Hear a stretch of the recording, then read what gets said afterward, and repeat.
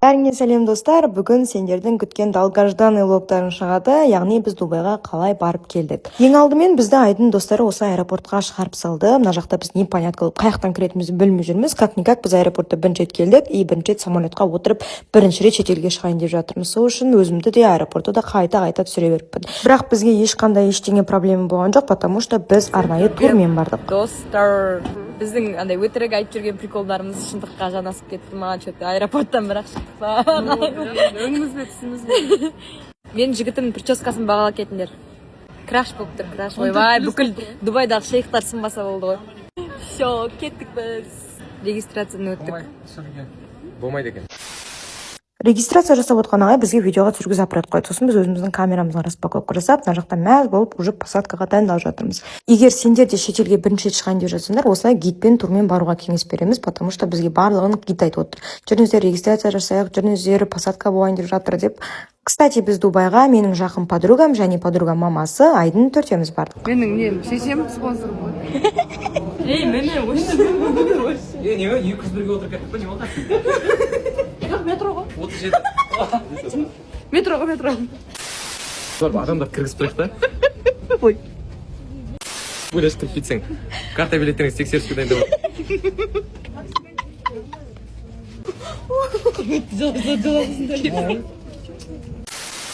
Сонымен дальше күткен бірінші самолетімізға отырдық. Енді реакциямызды вообще сезімімізді айта алмаймын. Мен қазір жылай, честно. Біз бірінші рет болғаннан кейін мән бермейміз. Біз сәл жабайымыз.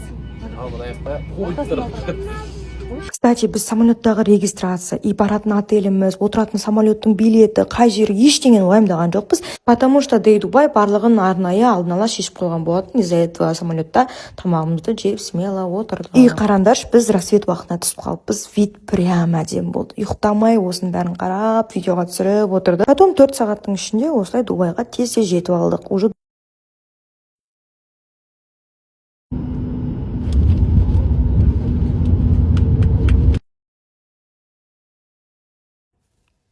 самолеттарына қарап отырмыз. Дубайдың аэропорты прям өте қатты үлкен. Шаршасақ та әйтеуір мына жақта мәз болып прикол ұстап жүрміз ғой бір-бірімізге. Біз осында еще переход түсіргенбіз ғой, барлық локацияда түсіреміз деп, сонымен бұның жалғасы жоқ, потому что ұмытып кеттік. Потом бізді арнайы турдың трансфері күтіп алды, яғни бізді аэропорттан отельге бесплатно, потом қайтарда отельден аэропортқа апарып тастайды. Барлығын бізге полный түсіндіріп, отеліміздің алдына дейін прям жеткізіп тастады. Ал достар, сендерге ең қуанышты жаңалықпен бөлісейін. Дей Дубай арнайы февраль айына тағы да біз сияқты поток ашып жатыр. Егер соған ең қызығы менің атымнан тіркелетін болсаңдар, арнайы 7 күн бойы ұйымдастырылатын экскурсияға үлкен скидка береді. Сондықтан тезірек толығырақ Инстаграмға өтіп менің атынан тіркеліп үлгеріңдер.